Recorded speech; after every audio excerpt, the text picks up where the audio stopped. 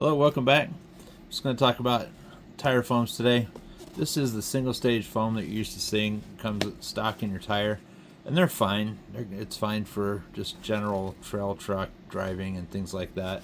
And there's also the two-stage foam. It gives a little bit more structure when you start side hilling. You don't want the tire collapsing and then your truck falling over because the tire fails. Well, one of the problems that I don't like about two-stage foams is they make the inside really stiff. It's that closed cell, and it doesn't give a whole lot. It has some give, but not much. But then they put this foam on the outside that is just, it's too soft. I think you're giving away a lot of stability just because the tire collapses. So what I do is I take one of the stock foams and I mark it out and take a turkey knife and just hollow the center out of it. And I'll show you the reason I do that.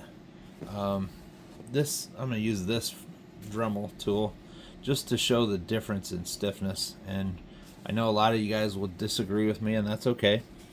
But I'm going to put this on here, and I don't know if you can see that, but with the two-stage outers, it's got a seam right here. It's collapsing. Let me take the phone off and I'll show you.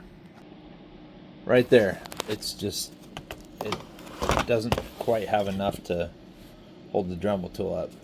I just feel like it collapses on itself too much, and if it's collapsing here, it's going to collapse on the trail and the truck's going to tip over. So that's why when you cut the single stage foams, they're generally a little bit stiffer and it's going to ride higher. Even if I drop it, it's not going to collapse the side of that. There's no seam. So what I do from there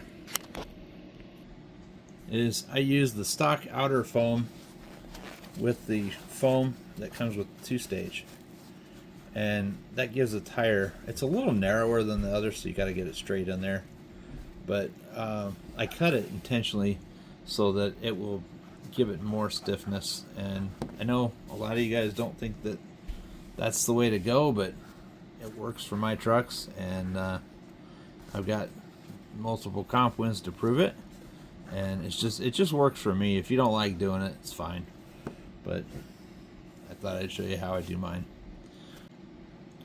One final note, I still do have squish. You can see that tire gives, so it's not going to be so strong and that the tire doesn't have any give to it. It still does, it's just not as much. And how much do you need it to deform when you're driving over an obstacle? I say just a little bit. If you get too much, it starts giving away diff clearance because your wheel's sagging, and it also kind of feels like you're driving on flat tires. So this, I think, is a perfect way to get the balance between having squish and having structure so that you have stability.